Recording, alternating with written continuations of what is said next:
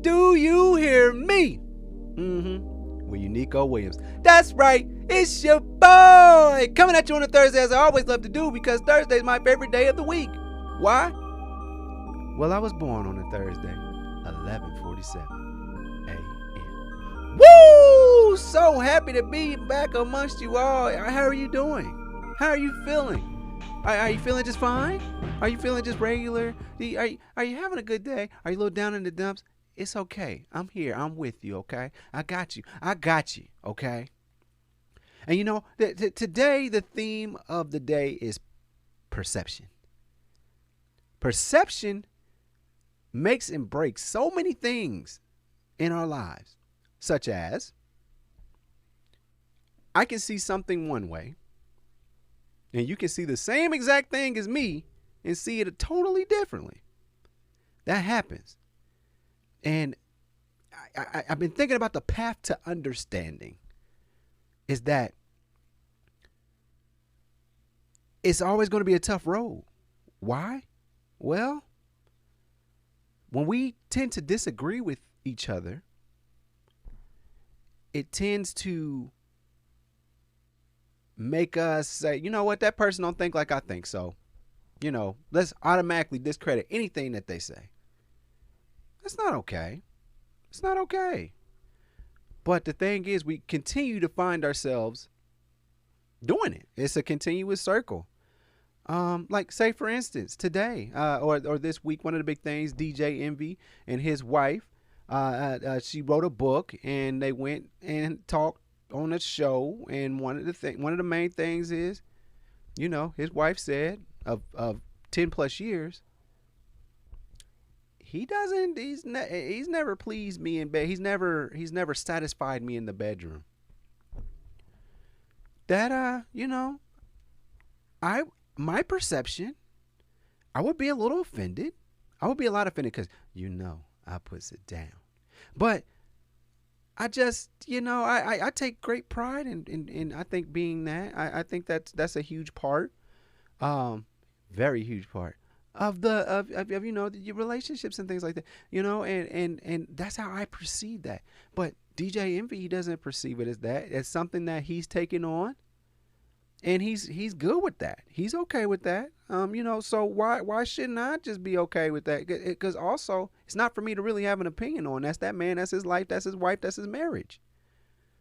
But we perceive things differently, and I think he got hit with a couple of jokes. I don't think he's got hit as hard as like the Will Smith thing, but that's tough. And we just got done talking about on Man Cave. We were talking about the emasculating of black men, that whole thing. We were talking about that, and I was just like, I would that's a big part of being a man. I kind of feel like being able to please your woman, but that's my perception. So who am I? So we big ups to them, and they're still married, and they seem to be happy. That's the perception, is that although that's something that people might find troubling, it's not troubling his relationship. He's good. So it's just a perception. Let's talk about something else. Johnny Depp and Amber Heard have been just all over the internet, and very toxic relationship, it would appear. I mean, I'd say if somebody cut off the tip of my finger allegedly, or took off my fingernail, pointed a gun at me, or stuff like that, that's troubling to me. And he was in that relationship, allegedly, by the way, and putting cigarettes out on me and stuff like that. That's troubling to me. But that's perception, right? I mean, this whole trial has been crazy. I can't believe that even happens, and it happens for a long time, like it did in their case. But the perception is, at first people were like, "Nah, it was Johnny Depp, man. He be drinking, and he probably be beating on that woman and jumping on that woman, all that stuff." And now you go into court and you hear the recordings of the things she said. Your perception tends to change because now you have more information, right? Perception. I'm over here, I'm trying to keep track of this Denver versus Utah game. I'm sorry, Denver versus Warriors game, and they got an MVP out there that's supposed to win MVP. Jokic. They say the Joker is supposed to be the MVP. He's down 2-0, looking ineffective, looking tired, looking like he's not gonna be able to get the job done. That's what I'm seeing. That's my perception. But maybe there's something that I'm missing as to why they're losing. We got Jamal Murray. Our perception of Jamal Murray is that you've been cleared to play for 3 months and you haven't touched the court. What's going on? So a lot of people's perception is, oh, he doesn't care about his team. He's watching his team go in the 2-0 hole, 0-2 hole, and he can play, and he's a big part of that team, and that would definitely help. But that's just perception. Maybe there's something else really going on with Jamal. Maybe he's a little worried about doing stuff. Maybe he's worried about getting injured again. There's a lot of things we don't know, and that's the perception. Let's talk about this. Shaq went on to a talk show and was with what's it called, The Pivot. He was out there talking, and he talked about his wife. His ex-wife, Shaunie O'Neal. And, they've been married for a while, got a few children with each other.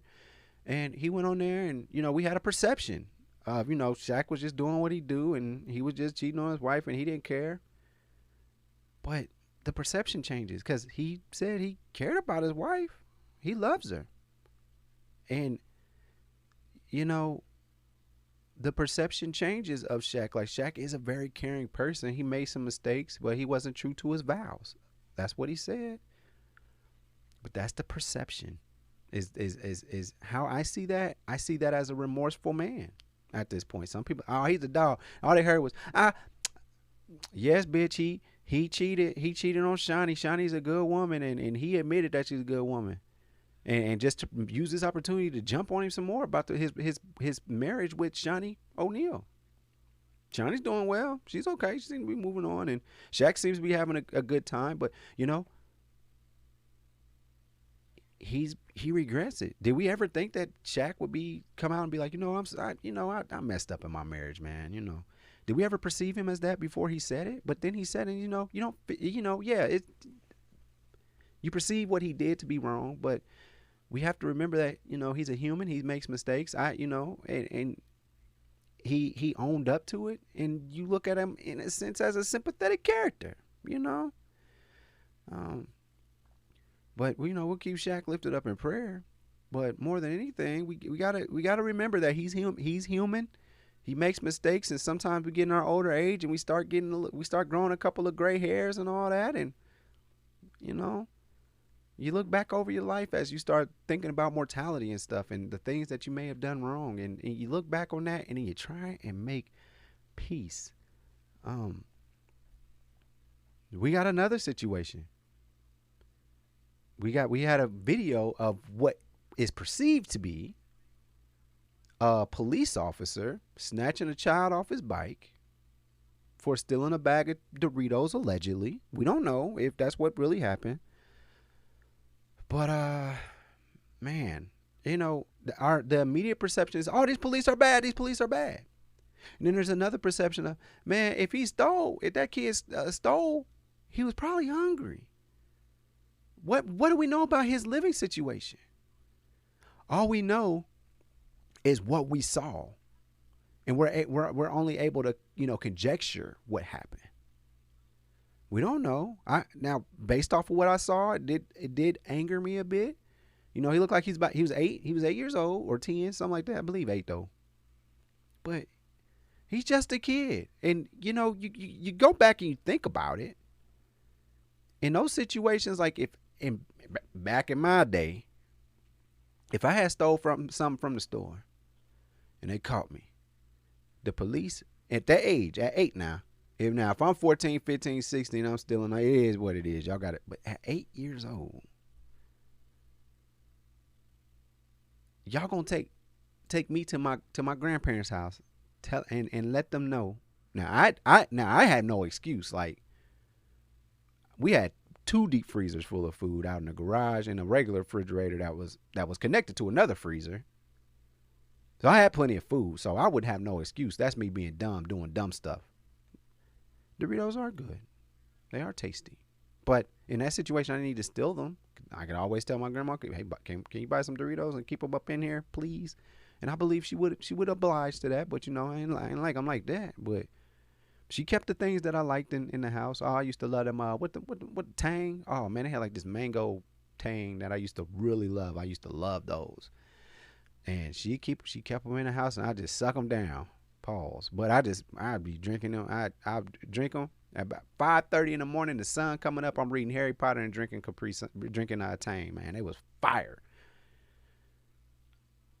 So they try and keep things around the house. But the perception is it couldn't be me. What I can't steal, but we don't know that kid's situation. We don't. So I don't think that this is a situation where, we need to snatch people off bikes and be all mean to people. You don't know what's going on. The cops didn't, cause let's talk about the police perception. Here we go. Another black kid, another black stealing and just treating them like, yeah, that's the only thing they're capable of. Doing bad things, breaking the law. That's what black people do.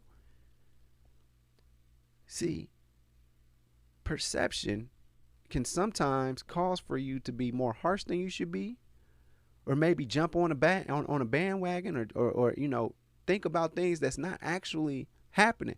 You see things that might not really be there. Like, let's get to the call.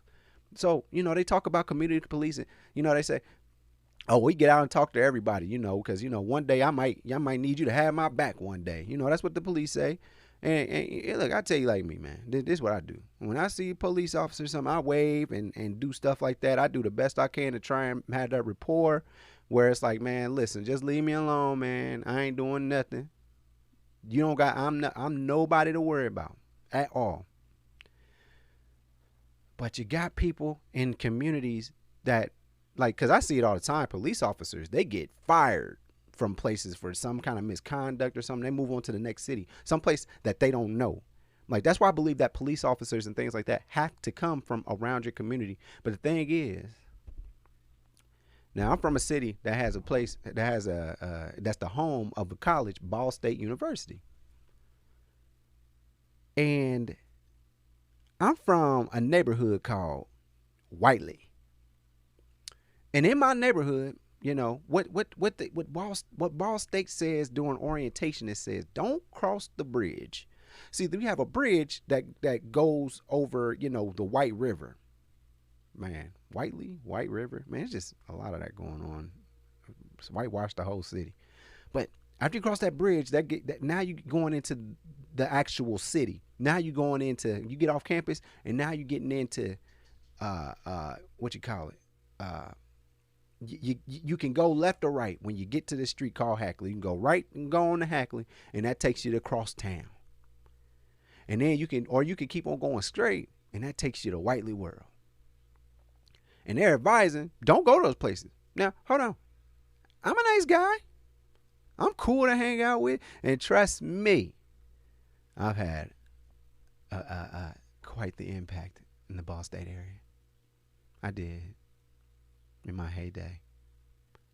But I don't do that anymore. So with that being said, these people come from, now when you go to college, they come from all over the place. They come from China, they come from, Cali, they come from Chicago. And they come from a lot of different places. And so now coming from all these places, they have a bad perception of said neighborhoods out the gate. They have a bad perception of quote unquote locals. They have a bad perception of that. Now, a lot of gals came from Ball State and would go on to be great wives to some locals around here. They would go on to become baby mamas of locals around here. So we can't be that bad, can we? So I'm just throwing that out there.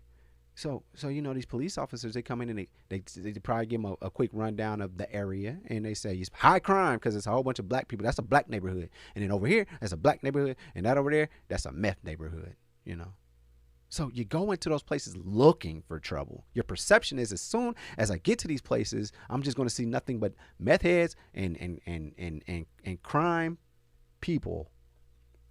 Just a whole bunch of criminals just running around. When you go to these cities, everything is crime. Everything is, I bet he has something. I'll never forget. One time I got pulled over. I had an old red bubble Caprice riding around in it. I thought that car was, I just really liked the 96 Caprice. I really loved that. I really love that car. And what ends up happening is, they pull me over. They say, hey, can we search the car? No, because what did I do? And he had to think about it, and he started thinking about his whole time from following. But we know why he followed me, because I was going into Whiteley in a Chevy Caprice, and I'm black, so I have to be a criminal, correct? So and he said, well, if you have nothing to hide, you'll let me search. No, and then bring in the drug dog. Do what you got to do. No, and I eventually said, you know what? Because I'm trying to get home, and I was with my cousin Ivan. And I said, I'm just trying to get home today. So you know what? Forget it. I'm just going to, you go ahead and search the car. Boy, they search your car. They tear your whole car up and say, all right, you can leave after they tore it. Don't put nothing back. I guess they have no obligation to do so. But they had no reasonable, articulate suspicion that I was doing anything. I was just driving home. We was about to go play Xbox. And we was going to play that NCAA basketball game back in 2007. But they had a perception already without even knowing me. They didn't know that I'm one of the greatest personalities around here. I'm one of the greatest people that would come through this city, and I have the biggest heart in the world. They didn't know that. I'm no criminal. Now, I played the criminal before, but I'm no criminal. Not at all. I'm not a criminal. But that was their perception just from seeing me, what I looked like, what I was driving. So, I hope something good came out of the 8-year-old doing stuff. He ain't got no business being locking him up in a doggone a youth center or juvenile. Don't do that. Don't send him on the path, because that starts the path to them actually, somewhat either they change, or they become, they become like, they actually become criminals. They become the things that you perceive them to be. When all you had to do, like a quick, what church do you go to, young man? Who's your pastor? Where your parents at? Let me talk. We gonna take you to the parents, because I know if I got caught and police drop me off at my grandma's house, I'm more scared of my grandparents. I damn near be like, man, take me with y'all. Lock me up, because if Marie catch me out here doing it, y'all, she find out about this, oh, I'm going down, because I ain't got no business doing it, and I knew it. But I think there's a certain age where you pursue criminal charges because you should know better, and then there's also just make stupid mistakes when you're a kid. I really wanted Doritos. I don't have any money. You made your choice, but also from the shopkeeper's perspective, maybe they've been doing it. He was just kind of tired of it. It's like, you know what? I gotta call the police on these kids. So you just we don't know, but all we can do is have a perception, and a lot of those perceptions are preconceived. There's a perception about Kevin Durant. Some say that he's the best basketball player on the planet. I have a different perception. I perceive him to be a very good scorer, basketball player, all around basketball player. I consider that to be LeBron James. Now, some people see LeBron James not in the playoffs this year, blah blah blah. Yeah, okay, that's your perception. I see LeBron James as somebody that scores a lot, passes the ball, and gets a lot of good assists. And a lot of times, man, sometimes his teammates miss. Kevin Durant, every now and then he'll give us a triple-double, but he's not known for them. So, our perceptions can be different. And I turn on the TV. Today is the first time that they got on Kevin Durant's ass. They never get on him about nothing. They just let him just blow in the wind and do what he wants to do. So, I'm glad that, they hold him accountable, because you perceive him to be the best player in the world, so you expect him to do better, right? It only makes sense. So, that's perception. Also today, we had a passenger on a plane. His perception of Mike Tyson was that he's a joke. And he was, Mike Tyson was sitting back there. He's like, man, he perceived that the guy would probably back off and leave him alone. Mike Tyson fly a commercial and just chill. He didn't need no big old private jet or nothing. Wherever he was going, he just went on, took him a commercial flight and went there and it just sat like everybody else did. Had his little neck pillow thing, all that stuff. He's used to this. He been doing it. Well, I guess Buddy wanted a autograph, and then Mike Tyson was like, I just want to be left alone, man. He knows that. It's to be expected. He's Mike Tyson. He's the greatest, one of the best boxers of all time. People gonna want an autograph. People gonna want to commemorate him. People want items to commemorate him and what he does. Makes sense. But at some point, Mike Tyson perceived this dude to be vastly annoying and disrespectful. See, the first video they put out to this show, Mike just putting a pause on my man's. And then they showed another video. They showed, so your perception is like, Mike just snapped, bruh. But then they show another angle and what was going on before that. And dude was mad annoying. And he was taunting the champ. He was, what do you say? Poking the line, And so he had to put them things on him. Now, I don't know what's going to happen because of that, but I hope that the judge perceives it as, okay. I mean, Mike has a long list of mental history, so that may, work in his favor. Like, I was being cool and this dude kept on messing with me. And, oh, my God, there was shorthands, too. There was shorthands, like, pow, pow, pow, pow, pow. Eating him up.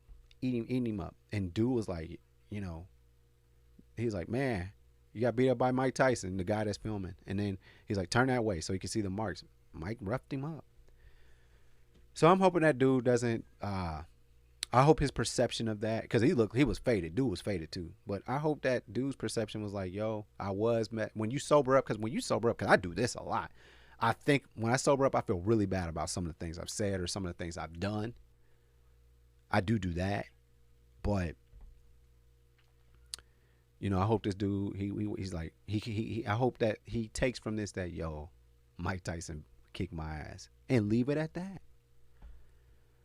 So, we'll keep an eye on that story, but Mike Tyson took him to the Real Mile High Club, had to hands him, and it happened. But he perceived that man to be annoying and had to hands him. And dude perceived Mike Tyson as not Mike Tyson. That's the boxer. He perceived him as a joke. He perceived him as somebody that he can antagonize. And that's what happens. That's what happens. Perception.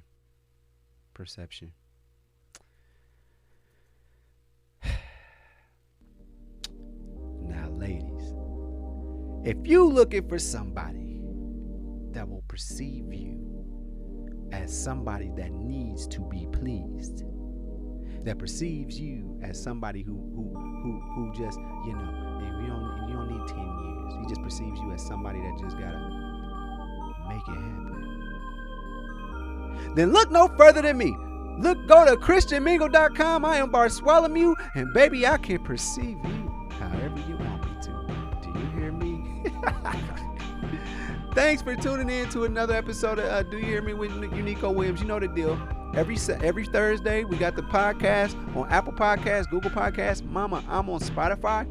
Also, Overall 99 Media. That's where you can look at me on that. And also, you can look at us on Spotify. Overall 99 Media. Follow us on all those like Spotify, Apple Podcasts, Google Podcasts, all that stuff. Follow us on YouTube. Do all that. I just want to have a good time. We can just have a good time, okay? Also, Man Cave popping off today or Friday. Top 5 came out this week. We are here for the Moon Knight. Reviews come every single Wednesday with me, Monray, and Zelmay. We come out there every Wednesday. Make sure y'all check out Broke Ugly Dudes. That's on another channel. Make sure y'all check Blurred Report, something like that. Make sure you check them out. We got a lot of shows, a lot of content, man. And you know what? Hold on, before I get up out of here, man. It's a lot of people that come up to me and say, "I see you, my dog. I see you, my boy. I don't see the shares. So I'm just throwing that out there. Like, if y'all support me. Trust me, your support is not going to be in vain. I 100% am going to do the best that I can with the platform that I'm building to make sure that I can make your voice heard.